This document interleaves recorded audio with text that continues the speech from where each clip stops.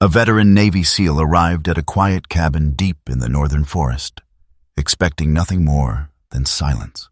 But the moment he stepped out of his truck, a German shepherd ran straight toward him. No barking, no hesitation, just certainty, like the dog had been waiting for him. It didn't go inside the house. It turned toward the forest instead. And for some reason, the man felt like he was being called, pulled into something he didn't understand.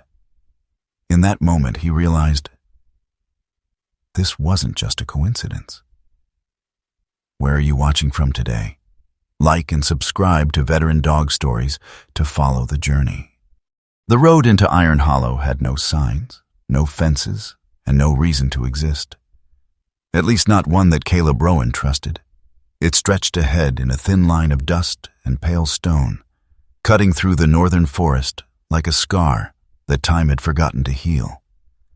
Sunlight filtered through tall pines, falling in long golden beams across the hood of his truck. It was the kind of place people drove past without noticing, and the kind of place men like Caleb came to disappear. Caleb Rowan was 43, built like a man who had never truly left the battlefield. He stood tall, just over 6 feet, broad-shouldered, his body still carrying the hard lines of Special Forces training. His face was angular, jaw set with quiet tension, light stubble shadowing his cheeks like something he never quite bothered to finish. His eyes, blue-gray, held a stillness that didn't come from peace, but from endurance. The kind of stillness that followed years of noise.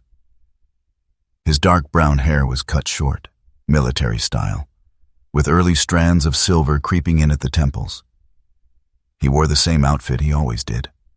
An olive field jacket weathered at the seams, a red and dark blue plaid shirt beneath it, dark cargo pants, and worn brown leather boots that had seen more ground than most men ever would. A battered military watch clung to his wrist. A folding knife rested in his pocket, and on the passenger seat beside him sat his Eberly stock half-track backpack, his only constant. He killed the engine. Silence followed. Not the peaceful kind. Not the kind that settled. This silence waited. Caleb stepped out of the truck, boots crunching lightly on gravel. The air smelled clean, pine, earth, sunlight. Too clean. Like a place untouched by the kind of things he carried inside him. Ahead, the cabin stood alone. It was smaller than he expected. A wooden structure tucked at the edge of a wide clearing, its roof sloping gently under the weight of time. The wood had faded, silvered by years of weather. But it hadn't collapsed. It endured. Just like everything else in this place. Caleb exhaled slowly. "This is it," he muttered under his breath. A house left behind by a man he had never met. A man who, according to a single letter, had decided Caleb Rowan was worth remembering. Caleb didn't believe in things like that. He reached into the truck, grabbed his backpack, and slung it over one shoulder. That was when he heard it. Not a sound exactly, a shift, a presence. He turned and saw the dog. It stood at the far edge of the clearing, where the grass met the shadow of the trees. A German shepherd.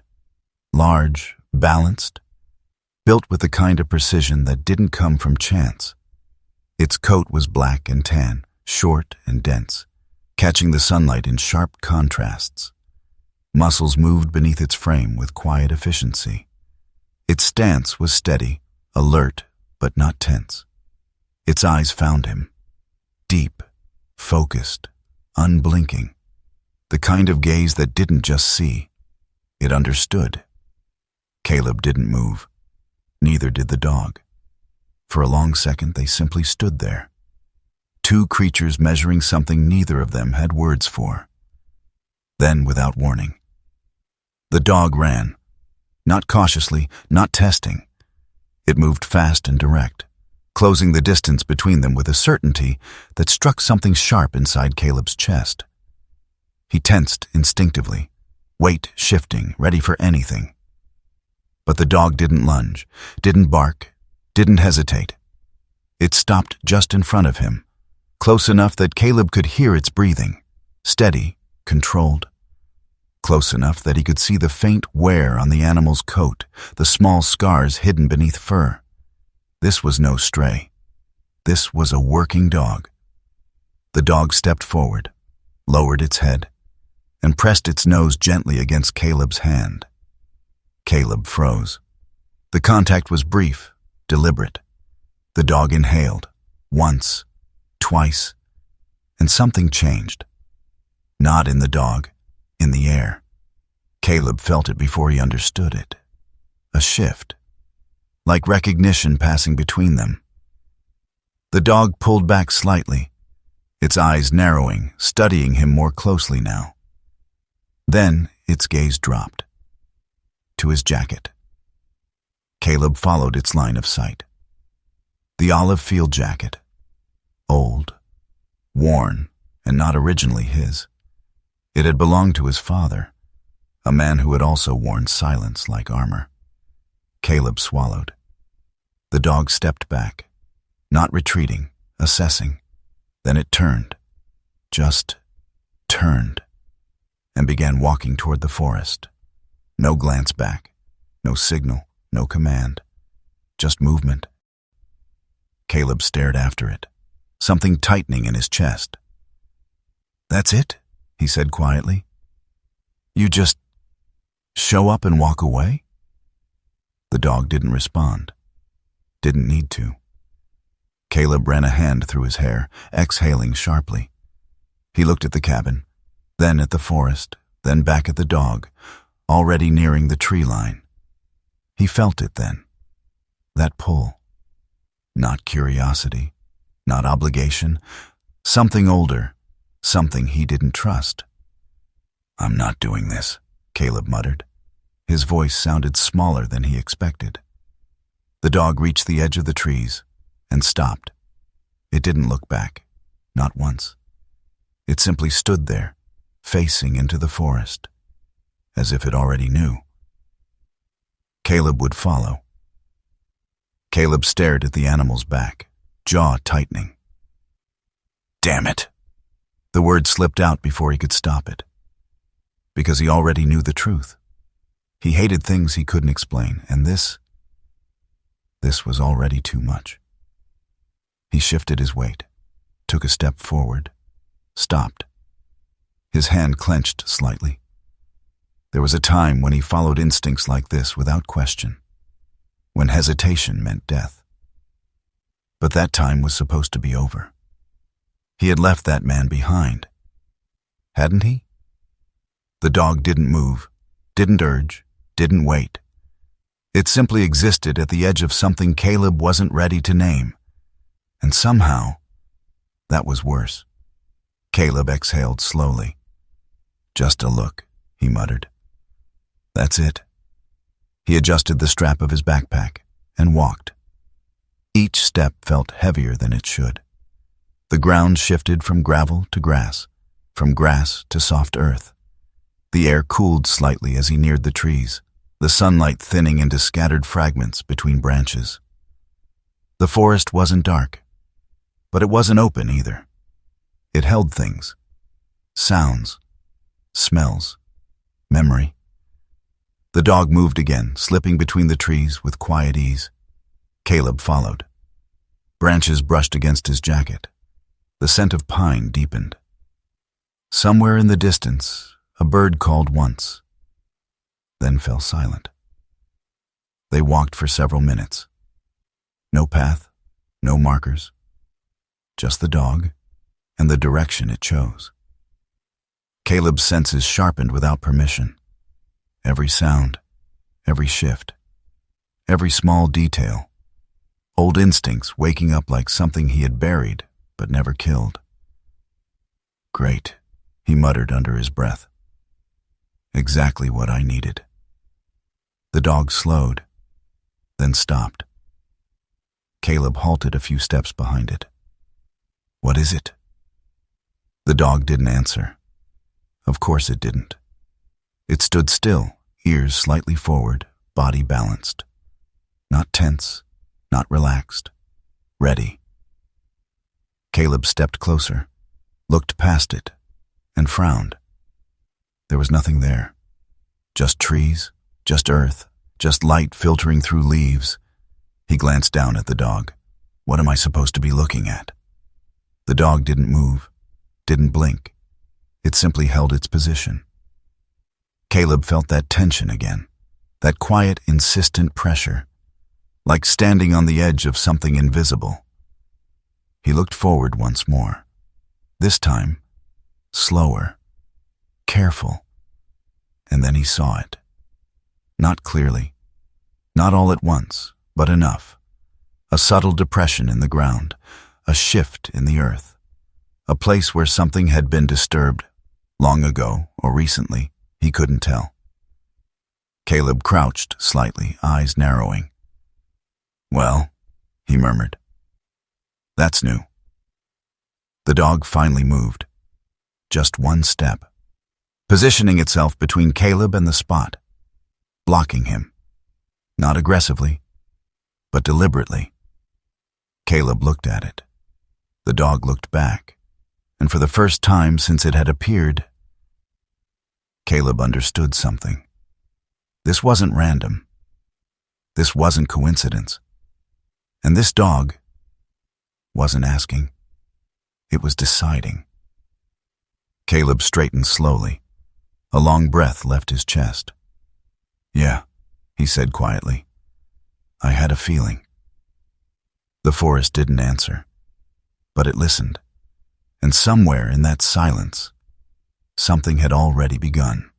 Caleb didn't follow the dog into the forest, not yet. The pull was still there, quiet, insistent. But he had spent too many years surviving by choosing when not to move. Instinct wasn't something you obeyed blindly. Not anymore. He stood at the edge of the clearing for a long moment, watching Rook disappear between the trees. Then he turned back. The cabin waited. It hadn't changed in the few minutes he'd been gone. But somehow, it felt different now. Less like a place abandoned, more like a place paused. Caleb stepped inside. The wooden floor creaked under his boots, a dry, hollow sound that echoed softly through the space. Dust hung in the air, drifting lazily through beams of sunlight that cut in from the windows. But it wasn't thick, not untouched. That was the first thing he noticed. Dust gathered in corners, along the edges of furniture, but not evenly. Some surfaces were cleaner, subtly disturbed. Caleb set his pack down by the wall. His eyes moved slowly, deliberately. Table, chairs, stove, everything in its place, but not everything untouched. He walked to the window. The frame had been repaired recently. The wood was newer, the nails brighter. Not yesterday, not fresh, but not years old either. "Someone's been coming back," he murmured. Not a guess, a conclusion. Behind him, Rook stepped into the cabin. The dog didn't linger near the door, didn't explore aimlessly. He moved with purpose, head low, body controlled, every step quiet and measured. His black and tan coat caught the light in sharp lines, muscles shifting under his frame like a machine built for precision. His eyes never stopped moving, scanning, reading the space the way Caleb once had in buildings that didn't want to be entered. Caleb watched him. That was the second thing he noticed. This wasn't a dog trying to find comfort. This was a dog continuing a job. "You're not lost," Caleb said quietly. Rook didn't look at him. Didn't need to. The dog moved past the table, toward the center of the room. Stopped. Then turned slightly, circling once. Caleb followed at a distance. His boots were louder than the dog's steps, heavier, less careful. The dog paused again, this time near the old stone fireplace. The hearth was cold, ash long settled. but the wood around it, different, worn, more than it should have been. Caleb's brow furrowed. "What is it?" he asked. Rook lowered his head, sniffed once, then again. Not frantic, focused. His nose hovered inches above the wooden floorboards. Caleb stepped closer, crouching slightly. "Yeah, I see it." He didn't. Not yet. But he trusted the pattern. He had learned that a long time ago, back when hesitation got people killed, and dogs saved them without asking for credit. He reached down, running his fingers across the floor. The wood felt solid. But something subtle, a difference in temperature, in resistance. Caleb pressed his palm flat, held it there, waited. And then, there, a faint hollow beneath. His jaw tightened slightly. "Well," he muttered, "that's not good." Rook shifted beside him, not impatient, expectant. Caleb leaned back on his heels, exhaling slowly.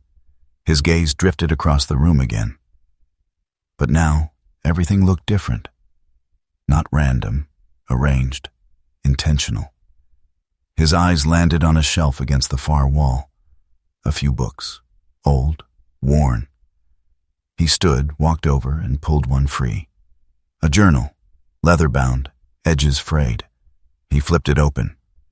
The handwriting inside was tight, controlled, deliberate. A man who measured his words. A man who didn't waste them. Caleb read the first line. "People don't disappear in this forest. Not by accident." He stilled. Turned the page. More entries, short, direct. 3 hikers. Found one. The others, no trace. Weather was clear, no reason they should have been lost. Rook tracked something I couldn't. Not an animal, not a person. Something else. Caleb's eyes lifted slowly. To the dog. Rook remained by the fireplace, still focused, still working. Caleb looked back at the journal. His grip tightened slightly. There it was. The shift. This wasn't just about people getting lost. Something had changed, and whoever had lived here had seen it coming. Caleb closed the journal halfway, staring at the page without reading it. His mind moved, connecting, calculating. He had seen patterns like this before, things that didn't add up, things that looked like coincidence, until they weren't. He exhaled slowly. "You were tracking something," he murmured. "Something your handler didn't understand." Rook's ears flicked slightly, a small movement, but enough. Caleb glanced at the dog again. "And you're still tracking it." This time, Rook looked at him. Just for a second. Their eyes met, and in that brief moment, Caleb felt it. Not emotion, not exactly. Recognition. Rook lifted his paw, slowly, carefully, and pressed it against the floor, once, then held it there, not scratching, not digging, just marking the exact spot, as if saying, "This is where it starts." Caleb stared at the dog's paw, then at the floor beneath it. A long breath left his chest. "All right," he said quietly. "I hear you." He set the journal down on the table, rolling his shoulders slightly as tension crept into his frame. Old instincts, waking up. Not memories. Muscle. He crouched again, fingers tracing the edges of the floorboards, looking for seams, for anything out of place. It took a minute. Then 2. And then, there, a line, barely visible, running in a square. Caleb's lips pressed into a thin line. "Hidden door," he muttered. "Of course it is." He leaned closer, checking for a latch. Nothing obvious, no handle, no hinge, just wood, seamless, intentional. He reached into his pocket, pulling out his folding knife. The metal glinted briefly in the sunlight as he flicked it open. Let's see how bad this gets. He slid the blade into the seam, gently, tested the resistance, then applied pressure. The wood groaned faintly. Dust shifted. For a moment, nothing happened. Then, a soft click. Caleb froze. Not fear, focus. He adjusted his grip, then pulled upward. The panel resisted at first, then gave. Slowly, deliberately. The hatch lifted. A rush of cooler air rose from below, brushing against his face. Not stale, not dead, just hidden. Caleb set the panel aside carefully, then looked down. Darkness. Deep. A ladder descending into shadow. Metal rungs, old but stable. Caleb didn't move immediately. He just stared. A long, quiet moment stretching between what he knew and what he was about to confirm. Behind him, Rook stepped closer. The dog didn't push past him, didn't descend. He simply stood at Caleb's side, gaze fixed on the opening, waiting, not urging, not warning, just present. Caleb exhaled slowly. I was supposed to leave, he said under his breath. The words sounded distant, unfamiliar, like they belonged to someone else. He glanced at the journal on the table, at the words written by a man who had stayed, then back at the darkness below. Yeah, Caleb muttered. Guess that's not happening. He shifted his weight forward, placed one boot on the first rung, tested it, solid. He tightened his grip on the edge of the hatch, then looked once more at the dog. Rook met his gaze, steady, unwavering. Caleb gave a small nod. Not to the dog, to himself. Then he began to descend. The light above him narrowed as he moved down, the world shrinking to the space between each rung, each breath, each controlled movement. And somewhere behind him, the life he thought he had left behind was already catching up. The ladder groaned under Caleb's weight as he descended, each step echoing softly into the darkness below. The air grew cooler the deeper he went, carrying a scent that didn't belong to the forest above. Metal, old oil, and something faintly sterile. Not decay, preservation. His boots touched concrete. He paused at the bottom, letting his eyes adjust. The light from above barely reached him, fading into a bus gray that swallowed details at the edges.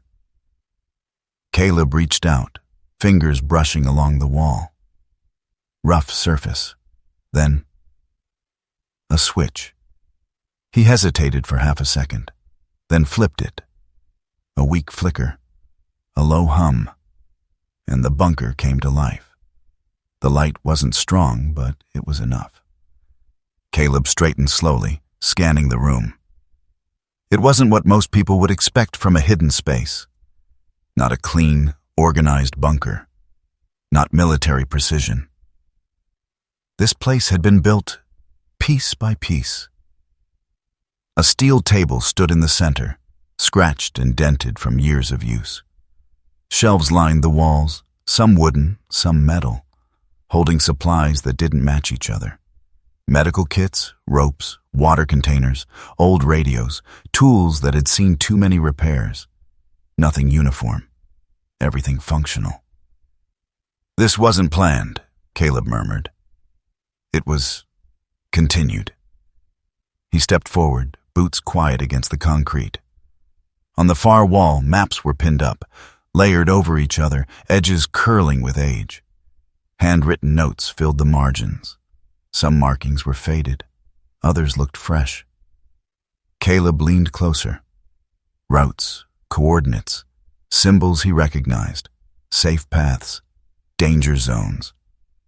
But there was something else, a pattern he couldn't fully place yet. Behind him, a soft sound. He turned. Rook had come down, The German shepherd moved differently here, slower, more deliberate.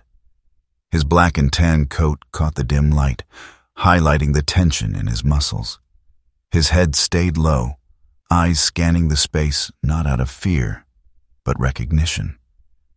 This wasn't new to him. This was familiar ground. "Yeah," Caleb said quietly. "You've been here before?" Rook didn't respond. He moved past Caleb toward the far corner of the room, stopped. Caleb followed. The corner looked ordinary at first glance. A hook on the wall, a jacket hanging from it. Old. Brown canvas, worn thin at the edges. But what caught Caleb's attention wasn't the jacket itself. It was the stains. Dark, dried, set deep into the fabric. Blood. Caleb's jaw tightened slightly. He reached out, fingers brushing the sleeve. The material was stiff where the blood had dried. Not fresh, but not ancient either. Weeks. Maybe a few months. "This is where it ended," Caleb said quietly. Or maybe where it didn't. Rook stepped closer. Then slowly, he lowered himself to the ground, not resting, not relaxing. He lay beside the jacket, head down, eyes forward, still. Caleb felt something shift in his chest, not understanding. Something heavier, respect. The kind a soldier feels standing beside something that matters, even if he doesn't fully know why. Rook didn't move, didn't blink, didn't look at Caleb. He simply lay there beside the jacket, as if guarding not the object, but the moment it represented. Caleb swallowed slowly. "You stayed here," he said under his breath. Not asking, acknowledging. Rook's ears twitched faintly. That was enough. Caleb straightened, turning his attention back to the room. There had to be more. People didn't build places like this without leaving something behind. His eyes landed on a desk near the wall. Small, metal, covered in papers. He stepped over, picking up the top sheet. Notes, short, direct, times, locations. Caleb flipped through them quickly. Search patterns, coordinates, weather conditions. Then, he found it. A notebook.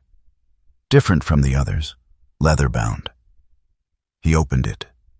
The handwriting was tighter than the notes on the desk. More controlled, more personal. Caleb read. "The forest isn't the problem." He paused, turned the page. "Something is driving people off the trails." Another page. "Rook hears it before I do." Caleb's eyes flicked toward the dog, still unmoving, still guarding. He looked back at the notebook. It doesn't follow patterns. It creates them. Caleb exhaled slowly. This wasn't fear. Not the kind that made people run. This was observation. A man trying to understand something he couldn't control. Caleb turned another page. The writing changed. Less steady, more pressure in each line. "If anyone finds this, don't assume I got lost." Caleb's hand tightened slightly. "You didn't," he said quietly. He kept reading. "I chose to stay." A long pause, then, "Because if I don't, no one else will." Caleb closed the notebook halfway, staring at the page. That sentence settled into him like something he had heard before.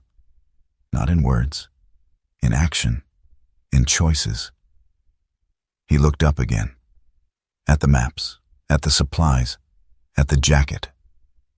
"This wasn't a mistake," he said. "It was a decision." Rook finally moved. He lifted his head, slowly, then stood. Not abruptly, not with urgency, but with purpose. He stepped away from the jacket, walked toward the center of the room, then stopped. Caleb watched him carefully. "What is it?" Rook turned his head slightly, looking toward something Caleb hadn't noticed yet. A radio, old, bulky, resting on a shelf near the wall. Caleb stepped closer. "Yeah," he murmured. "I saw it." He reached out, brushing dust from its surface. The casing was scratched, worn, but intact, connected. Wires ran from it into the wall, improvised, functional. Caleb checked the switches. Most were off. One was loose. He adjusted it slightly. Nothing. He leaned closer, examined the wiring. Then, his fingers brushed something near the base. A small lever. Hidden. He pushed it. The radio crackled. Sudden, sharp. Caleb froze. Static filled the room, uneven and broken. Then, a voice. Faint, barely there. "Anyone?" Caleb's pulse slowed instantly. "Focus. It." The signal cut, returned. "Can hear." Caleb leaned in. "Yeah," he said, voice low but steady. "I hear you." Silence. Then static. Then nothing. The radio died again. The hum faded. The room returned to stillness. Caleb stayed there, unmoving, listening. But the voice didn't come back. Rook stepped closer, standing beside him now, not looking at the radio, looking at Caleb, waiting. Caleb exhaled slowly. "That wasn't old," he said. "That was recent." His eyes moved to the maps again, then to the notebook in his hand, then to the dog. "You brought me here for a reason." Rook didn't react, but he didn't deny it either. Caleb nodded once, a small movement, but decisive. "All right," he said quietly. "We're not done." He picked up the notebook, slipped it into his jacket, then turned toward the ladder. Rook moved first this time, climbing quickly, disappearing into the light above. Caleb followed. Each step upward felt different than the ones before. Not uncertain, not hesitant, clear. He emerged into the cabin. The sunlight hit him, bright and real. For a moment he stood still, letting it settle. Then he stepped forward, into the room, into the silence, into whatever this was becoming. Behind him, Rook stood at his side, not leading, not following, just there. And for the first time since arriving, Caleb didn't feel like he was being pulled into something. He felt like he had already chosen. Morning came quietly to Iron Hollow, as if the forest itself didn't want to wake too fast. Light spilled through the trees in long, pale beams, touching the cabin roof, the clearing, the edge of the world Caleb had thought he would pass through without stopping. But he hadn't. And now the forest didn't feel like a place to pass through. It felt like something waiting to be understood. Caleb stepped out of the cabin, already dressed, already moving like a man who had made a decision during the night and didn't need to say it out loud. The olive jacket sat firm on his shoulders. His boots hit the ground with purpose. The half-track backpack was secured tightly. Weight balanced the way only experience could teach. Rook stood near the edge of the clearing, watching the trees, not restless, not uncertain, ready. Caleb paused beside him, glancing down. "All right," he said quietly. "You lead. I'll follow." It wasn't surrender. It was trust. Rook moved immediately, no hesitation. He stepped into the forest, slipping between the trees with silent precision. Caleb followed close behind, adjusting his pace to match the dog's rhythm, controlled, efficient, alert. The forest closed around them. Sounds changed. The open stillness of the clearing gave way to something denser, layered. Wind through branches, the distant crack of wood, the quiet shift of unseen movement. Caleb's senses sharpened without effort, old instincts returning, not as ghosts, but as tools. Rook didn't follow any visible trail, no worn path, no broken branches that a casual eye would notice. But Caleb began to see it, small details, marks carved lightly into tree bark, almost invisible unless you knew where to look. A strip of faded fabric tied low on a branch. A rock slightly out of place. Signals. Not for everyone. For those who knew how to read them. Search routes, Caleb murmured. Emergency markers. Rook didn't react. But he didn't slow either. They moved deeper. Minutes passed. Then more. The light shifted above them, narrowing as the trees thickened. Caleb adjusted his breathing, his steps falling into rhythm with the forest. He didn't feel lost. Not yet. Then, a sound. Footsteps. Not theirs. Rook stopped instantly. So did Caleb. The dog's body changed, not tense, but alert in a different way. Not danger. Recognition. A figure stepped out from between the trees ahead. A woman, mid-30s, lean build, strong but not bulky. She moved like someone used to uneven ground, weight shifting carefully with each step. Her moss-green ranger parka blended almost seamlessly with the forest around her. Beneath it, a gray knit sweater. Dark outdoor pants tucked into worn but well-maintained waterproof boots. Her hair, chestnut brown, was tied low at the back, loose strands framing a face sharpened by years of outdoor work. Her skin carried a light tan, touched by wind and sun. Her eyes, gray-brown, were steady, observant, missing nothing. She stopped when she saw them. Her gaze moved first to Caleb, then to Rook, and something flickered in her expression. Not fear, not surprise, recognition. "You're not from around here," she said. Her voice was calm, grounded. Caleb straightened slightly. "Just passing through," he replied. The woman's eyes narrowed a fraction. "No one passes through Iron Hollow," she said. Not confrontational, just factual. Her gaze returned to the dog. Rook stood still, watching her, not aggressive, but aware. "You found him," she added quietly. Caleb's brow tightened. "Found who?" "The dog," she said. She took a step closer. "Or maybe he found you." Caleb didn't answer, didn't need to. The woman exhaled softly. "Mara Bellamy," she said, extending a hand. "Forest Ranger." Caleb hesitated for half a second, then took it. Caleb. Her grip was firm, confident. The kind of handshake that didn't need to prove anything. Mara glanced at Rook again. "I've seen him before," she said. "Not recently, but enough." Caleb studied her. "And?" Mara's expression shifted slightly. Something deeper.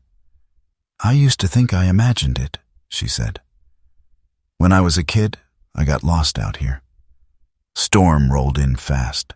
I couldn't find my way back." She looked past them, into the trees. "I remember hearing something moving around me. Not loud, not close, just there." Her voice softened. "And then I found a path. Marked. Clear, like someone had just walked it." She looked at Rook again. "I didn't know who led me out." A pause. "But I remember the feeling." Caleb's chest tightened slightly. "What feeling?" Mara held his gaze.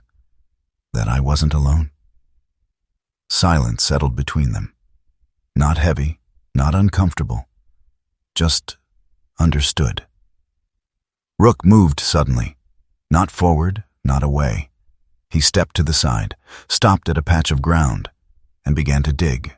Not frantic, not desperate, controlled, deliberate, as if he already knew exactly what was buried there. Caleb and Mara exchanged a glance, then moved closer. The soil gave way quickly under Rook's paws, loose, disturbed before.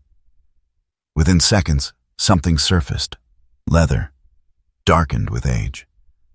Rook stopped, stepped back. Caleb crouched, brushing dirt away with his hands. A collar, old, worn. A metal tag hung from it, scratched but still readable. Caleb turned it slightly, read the name, then froze. "What is it?" Mara asked. Caleb didn't answer immediately. His jaw tightened. "That's not possible," he said quietly. He held the tag up. Mara leaned closer. Her breath caught slightly. "That name." She didn't finish, didn't need to. Caleb stared at it. The engraving was faded, but still clear enough. A K-9 designation, a handler's unit, and a name. One that didn't belong to Rook. One that belonged to a dog. Long dead. Caleb exhaled slowly. "Different dog," he said. "Same system." He looked at Rook. The dog wasn't looking at them. He was looking at the collar. Still, focused. Mara swallowed slightly. "This isn't just rescue work," she said. "This is something that's been going on for years." Caleb nodded faintly. "Yeah." He stood, holding the collar loosely in his hand. Rook didn't move. Didn't push forward. Didn't leave. He simply stood there, as if guarding a memory that didn't belong to him alone. Caleb looked at the dog, then back at the forest, then at Mara. "This wasn't built by one man," he said. "No." Mara shook her head slowly. "It was carried." The wind shifted. Branches creaked softly overhead. The forest didn't feel empty anymore. It felt inhabited. Not by people, by purpose. Caleb slipped the collar into his jacket, carefully, like something that mattered. "All right," he said quietly. "We keep moving." Rook turned, immediately. No hesitation. And this time, Caleb followed without question. The forest narrowed as they moved deeper. Not physically. There was still space between the trees. But something about it pressed closer now. The air felt denser, the light thinner. Even the sound of their steps seemed quieter, as if the ground itself had learned how to listen. Rook led without hesitation. Caleb followed without question. And Mara, she stayed slightly behind and to the side, not out of fear, but instinct. The kind that came from years of reading terrain, of knowing when something unseen was shaping the path ahead. "Where is he taking us?" she asked quietly. Caleb didn't answer right away. His eyes stayed on the dog. "He's not taking us anywhere," he said finally. "He's taking us back." Mara frowned slightly, but didn't argue, because she could feel it too. This wasn't a search. It was a return. They moved for another 10 minutes, maybe more. Time had a way of slipping in places like this, stretching or shrinking without warning. Then Rook slowed. Just a fraction, enough for Caleb to notice. "He's close," Caleb said. Mara's hand instinctively brushed the small radio clipped to her jacket, as if grounding herself in something familiar. Rook veered slightly off what little remained of the marked route, pushing through a cluster of low branches and stepping into a narrow depression in the terrain. At first it looked like nothing, just a dip in the earth. Then Caleb saw it. A structure, partially hidden.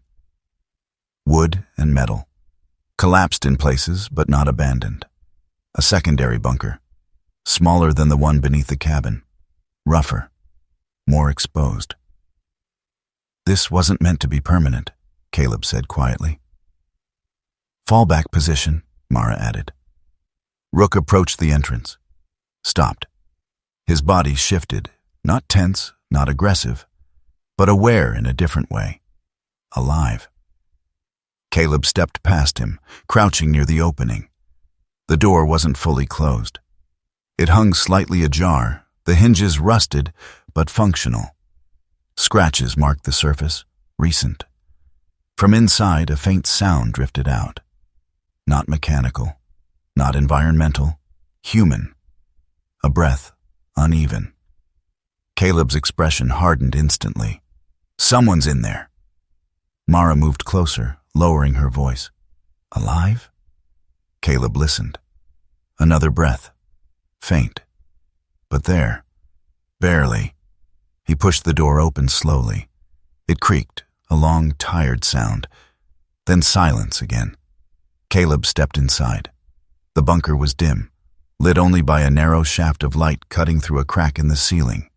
Dust floated in the air, disturbed by movement.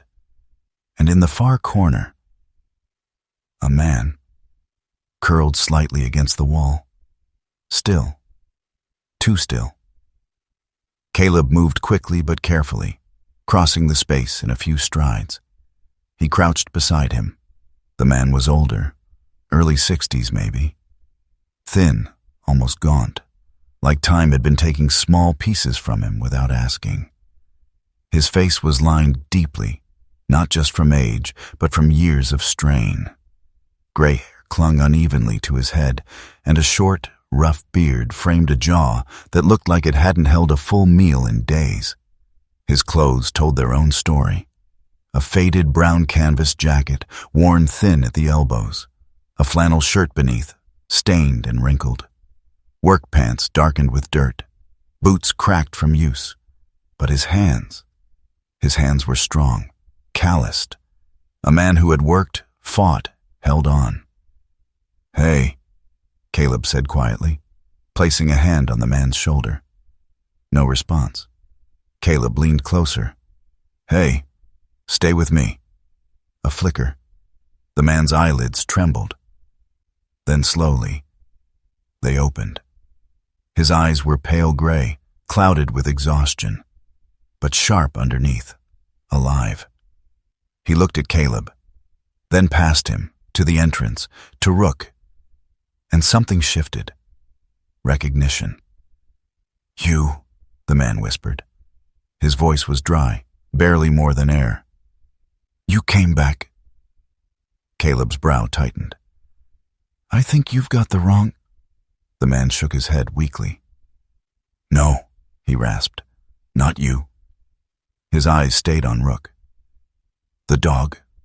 Rook stepped forward, slow, careful. He approached the man and stopped just within reach. The man's hand lifted slightly, trembling, but Rook closed the distance, pressing gently into it. Not excitement, not relief. Something quieter, familiar. Mara stepped in behind Caleb, her expression shifting as she took in the scene. Who is he? She asked softly. The man exhaled a thin breath. Jonah, he said. Jonah Creed. Caleb glanced at Mara. Recognition flashed across her face. You were listed in the missing reports, she said. Jonah gave a weak, humorless smile. Yeah, he murmured. That sounds about right. Caleb shifted slightly, checking the man's condition. Pulse, breathing, responsiveness. You've been down here long? He asked. Jonah's eyes flickered. Long enough, he said. Then, after a pause, too long to pretend it was temporary. Caleb nodded faintly. That jacket upstairs, he said. That yours? Jonah's gaze moved, not to Caleb, to Rook. No, he whispered. That was his. Caleb's chest tightened. The owner of the cabin? Jonah swallowed slowly. Your uncle. Silence filled the bunker. Not empty, heavy. Mara stepped closer, crouching on the other side. What happened to him? She asked. Jonah didn't answer right away. His hand rested against Rook's fur, fingers barely moving. "He stayed," Jonah said finally. Caleb's jaw tightened. "Stayed for what?" Jonah's eyes shifted to him, and for the first time, they were fully present. "Because someone had to," he said. Jonah's voice dropped lower, not weaker, deeper. "He didn't wait for you to come back." His eyes held Caleb's, sharp now, certain. "He believed you would." Caleb felt something break. Not outwardly, not visibly, but inside, something that had been held too tight for too long. "That doesn't make sense," Caleb said quietly. Jonah gave a faint, tired breath. "It didn't to me either," he said. "Not at first." He shifted slightly, wincing. Mara reached for her pack, pulling out a water bottle. "Easy," she said gently, helping him take a small sip. Jonah nodded faintly in thanks, then looked back at Caleb. "He knew about you," Jonah said. Caleb's brow furrowed. "How?" "Watched from a distance," Jonah replied. "Your father, your service, what came after?" Caleb's hands tightened slightly. "That's not possible." Jonah gave a faint smile. He was better at finding people than they were at staying hidden. A pause, then. "He said you'd come when it mattered." Caleb shook his head slightly. "I didn't come for this," he said. Jonah's expression softened. "No," he agreed. "You didn't." His gaze shifted to Rook. But he did. Rook stood still, unmoving, but present, always present. Caleb looked at the dog, then back at Jonah. "What was he protecting?" Caleb asked. Jonah exhaled slowly. "Not something," he said. "Someone." Mara leaned in slightly. "Who?" Jonah's eyes closed briefly, then opened again. "Anyone who got lost," he said. "Anyone who needed a way back." He glanced around the bunker. "This wasn't just a system," he added. "It was a promise." Caleb felt that word settle, not like information, like weight. Jonah's breathing grew uneven again. "We need to get you out of here," Mara said firmly. Jonah gave a faint shake of his head. "Not yet," he whispered. Caleb frowned. "Why not?" Jonah's eyes flicked toward the forest above. "Because if we leave now," he said, voice barely steady, "then no one's left to keep it going." Silence fell again. This time, different, heavier.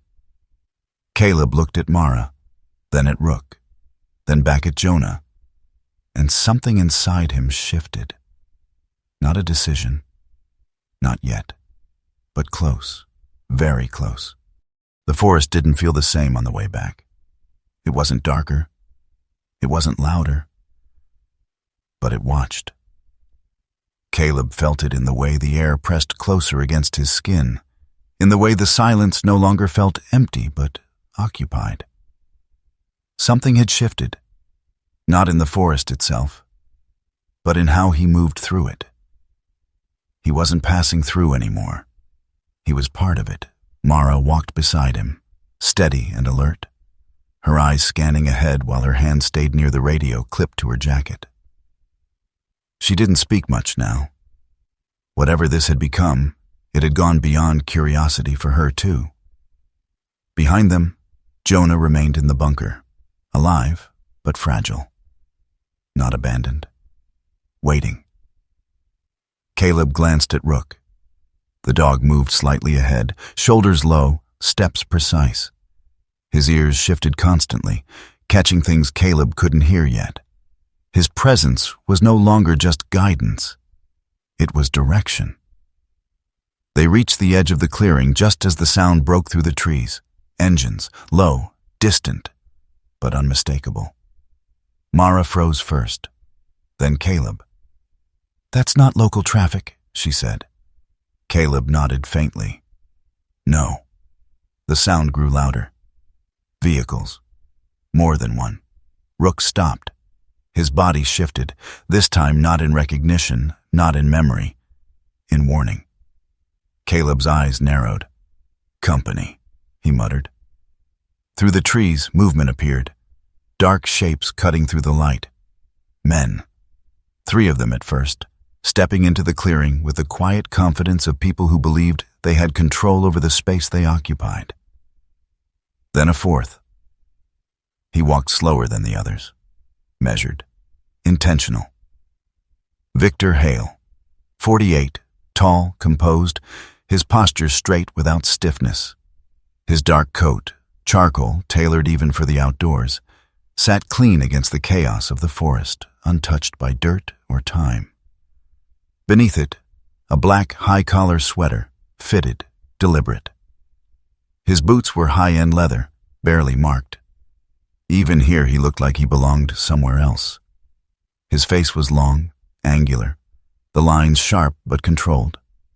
No beard, clean-shaven. His hair was dark, combed back neatly, touched faintly with silver at the temples. But it was his eyes that held Caleb's attention. Cold, not cruel, just distant. The kind of eyes that had learned to make decisions without needing permission from emotion. Victor stopped a few feet into the clearing. His gaze moved over Caleb, then Mara, then settled on Rook. A pause. Recognition. Interesting, Victor said calmly. His voice was smooth, controlled, not loud. Didn't need to be. I was told there was a dog. Caleb stepped forward slightly. Who are you? He asked. Victor's attention shifted back to him, a faint smile. Polite.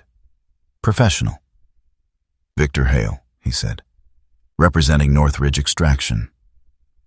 Mara's expression hardened. I knew it, she said under her breath. Victor glanced at her. Forest Service, he noted. That explains the persistence. Mara didn't respond. Caleb stepped in. What are you doing out here? He asked. Victor considered him for a moment, then gestured lightly toward the trees. Evaluating, he said. This land has potential, untapped resources, infrastructure opportunities. Caleb's jaw tightened. This isn't your land. Victor tilted his head slightly. Everything becomes someone's land eventually, he replied. Not aggressive, just factual. Caleb took a step closer. And what happens to the people out here? Victor's gaze sharpened. They stop getting lost, he said. A beat. Then, they stop dying. Mara let out a short breath. That's not what this is about, she said. Victor looked at her again. No, he agreed. It's about control. He turned back to Caleb. Do you know how many people disappear in places like this? He asked. Caleb didn't answer. Victor continued anyway. I do. A pause. I lost someone here. That shifted something. Not in the air, in Caleb. Victor's voice didn't change. Still calm, still measured. They weren't careless, he said. They weren't weak. They just didn't make it back. He looked toward the forest. And no one could tell me why. Silence stretched between them. Then Victor's gaze returned. So yes, he said quietly. I believe this place needs to be controlled. Caleb held his stare. And I believe you're wrong. Victor nodded once. I expected that. Behind him, one of the men shifted slightly, scanning the area. The tension in the clearing thickened. Rook moved. Not forward, not back. He stepped slightly to the side, and then he was gone. Caleb's head snapped toward where the dog had been. Rook! Nothing. No movement. No sound. Just forest. Mara's voice dropped. That's not good. Caleb didn't respond. His focus sharpened instantly. Stay here, he said. Then he moved. Fast, into the trees. The forest swallowed him quickly. Branches brushed against his jacket as he pushed through, eyes scanning, ears straining for anything. A sound, faint. Movement. He adjusted his direction without thinking. Tracking. Not consciously. Instinct. He broke into a small clearing and stopped. There. The ground. Disturbed. Familiar. The same place from before. The collar. Rook stood beside it. Still. Caleb slowed, approached carefully. "Hey," he said quietly. Rook didn't move. Didn't look at him. The dog's gaze stayed fixed on the collar, on the memory beneath it. Caleb crouched beside him. For a moment, he didn't speak, didn't think. Just stayed. Then, he exhaled. A long breath that felt like it had been waiting years to leave. "I stopped going back," he said. His voice was low, unsteady in a way it hadn't been before. "Because no one came back for me." The words hung in the air, heavy, real. Rook shifted, just slightly, then stepped closer, and gently rested his head against Caleb's hand. No urgency, no demand, just presence. Caleb's fingers curled slightly into the dog's fur. Rough, warm, alive. No judgment, no expectation. Just there. Caleb closed his eyes for a second, then opened them again. Different, clearer. He looked at the collar, then at the forest, then back at Rook. "Yeah," he said quietly. "I get it now." He stood slowly. The hesitation was gone, not replaced by anger, by choice. He looked down at the dog. "We're not leaving." Rook stepped back, not leading, not pulling, just aligned. Caleb turned and walked back toward the clearing. Victor was still there, exactly where he had been, as if nothing had changed. But Caleb had. He stepped forward, stopping a few feet away. Victor studied him. Something in his expression shifted. Not surprise, recognition. "You've made a decision," Victor said. Caleb nodded once. "Yeah." Victor's gaze flicked briefly toward the forest, then back. "And you're willing to stand by it?" Caleb met his eyes. "I already am." A long pause. Then Victor exhaled quietly. "Then we're on opposite sides," he said. Not a threat, a statement. Caleb didn't move. "Looks that way." The wind shifted through the clearing, carrying something with it. Not tension, not fear, something else. Finality. For the first time in years, Caleb didn't step back, didn't hesitate, didn't leave. He stayed. The forest did not celebrate. It did not cheer or shift or announce that something had been saved. It simply continued. Wind moved through the trees the same way it always had, soft, steady, carrying the quiet rhythm of something older than any man who tried to claim it. But Caleb felt the difference, not in the forest, in himself. Victor Hale did not return the next day, or the day after. The machines never came. The men didn't push deeper. No markers appeared, no fences followed. He hadn't been defeated. That much was clear. Men like Victor didn't walk away because they lost. They walked away when something changed the calculation. Caleb didn't ask what that something was. He didn't need to. The cabin began to breathe again. Not all at once, not in some dramatic transformation. Slowly, deliberately. Caleb repaired the window first, the same one he had noticed on his first day. He worked without rushing, hands steady, movements precise. The wood fit into place like it had been waiting for him to finish what someone else had started. He didn't think about it too much, didn't analyze it. He just worked. The roof came next, then the door, then the smaller things. The things most people wouldn't notice. Loose hinges, a cracked beam, the kind of details that didn't change how a place looked, but changed how it held together. Mara stayed, not because she had to, because she chose to. She moved through the cabin with the quiet familiarity of someone who understood spaces like this. How they functioned, how they failed, how they endured. She organized what needed organizing, checked the supply lines, mapped what Caleb hadn't yet seen. Some mornings, she would stand outside with a cup of coffee in her hands, watching the forest as if it might speak first. "Feels different," she said once. Caleb glanced at her from where he worked. "How?"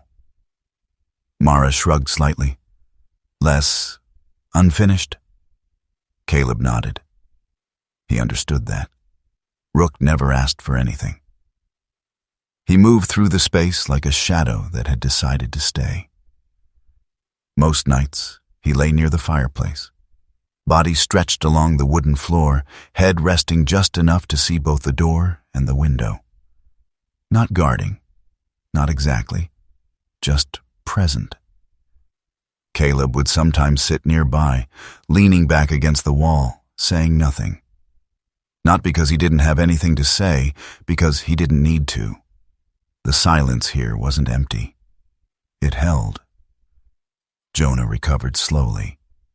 The first time Caleb helped him back to the cabin, the older man barely had the strength to stand on his own. But there was something stubborn in him. Something that refused to let the years win too easily. His movements were slow but deliberate. His eyes, though tired, were clear. "You fixed the place up," Jonah said one afternoon, his voice still rough but stronger than before. Caleb shrugged lightly. "Needed it."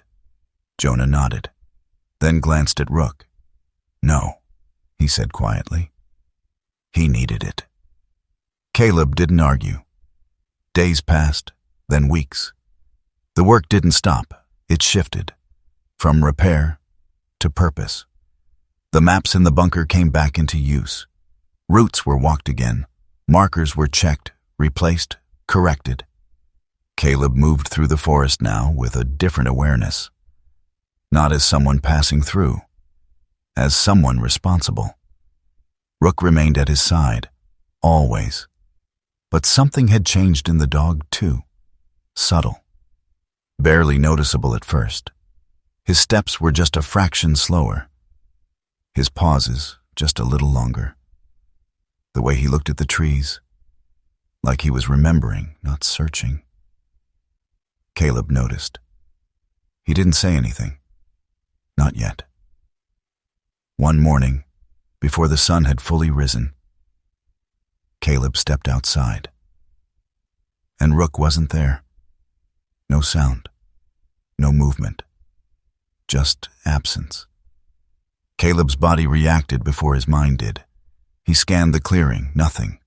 No tracks, no sign. "Mara," he called quietly. She stepped out moments later, already alert. "What is it?" "Rook's gone." She didn't ask how, didn't question it. She just nodded once. "Which way?" Caleb paused. Closed his eyes for half a second, then pointed. "Forest line." They moved immediately. Not running, not panicked, focused. Caleb followed the path instinctively. Not marked this time, not guided by signs or symbols. Something else. Something quieter. Familiar. They moved for several minutes before Caleb slowed, then stopped. There. A clearing. Small, almost hidden. And in the center, Rook. The dog stood still, facing away from them. The morning light touched his coat, soft and pale. He didn't turn when they approached, didn't react. He simply stood there, waiting. Caleb stepped forward slowly. "Hey," he said quietly. Rook didn't move. Caleb reached him, then saw it. The harness. Gone. The old patch. Gone. Nothing marked him now. No name, no duty, no role. Just a dog. Caleb's chest tightened slightly. "You took it off," he murmured. Not a question. An understanding. Rook finally turned his head, looked at him. The same eyes, the same depth. But something in them had shifted. Not focus. Peace. Caleb swallowed. "You done?" he asked quietly. Rook stepped closer, not fast, not urgent, just enough. Then stopped, close enough that Caleb could reach him, but didn't. Caleb exhaled slowly, a breath that carried something final in it. "You didn't come back to stay," he said. His voice was steady, but softer than before. "You came back to make sure I would." Rook didn't respond. Didn't need to. He turned, walked past Caleb, not toward the cabin, not toward Mara, toward the forest. Deeper. Caleb didn't follow, didn't call out, didn't move. Mara stepped up beside him. "You're just going to let him go?" she asked quietly. Caleb watched the trees where the dog had disappeared. For a long moment, he said nothing. Then, "Yeah," he said. Not heavy, not broken, just true. Mara studied him. "You're not worried?" Caleb shook his head slightly. "No." A pause, then, "He was never lost?" The wind moved through the clearing again, soft, steady, like a breath. Caleb turned, walked back toward the cabin, not looking back. Not because he didn't care, because he didn't need to.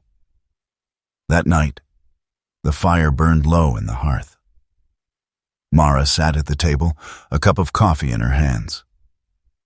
Jonah rested in the chair near the window, eyes half closed, but listening to everything. Caleb sat on the floor, back against the wall. The silence settled around them. Not empty, not waiting, complete.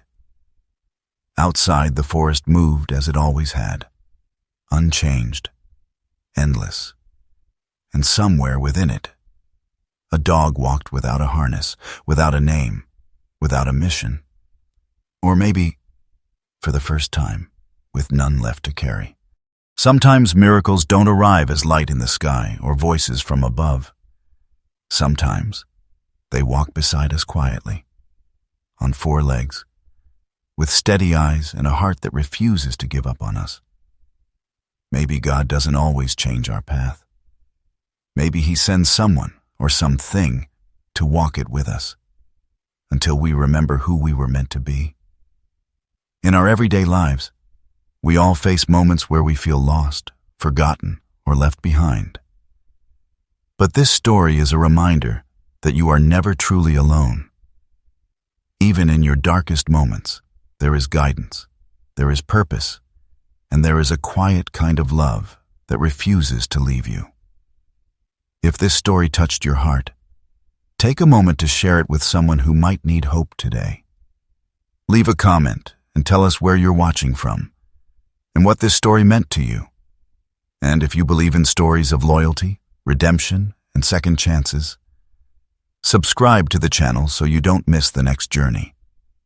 May God watch over you, protect your path, and bring light into your life when you need it most.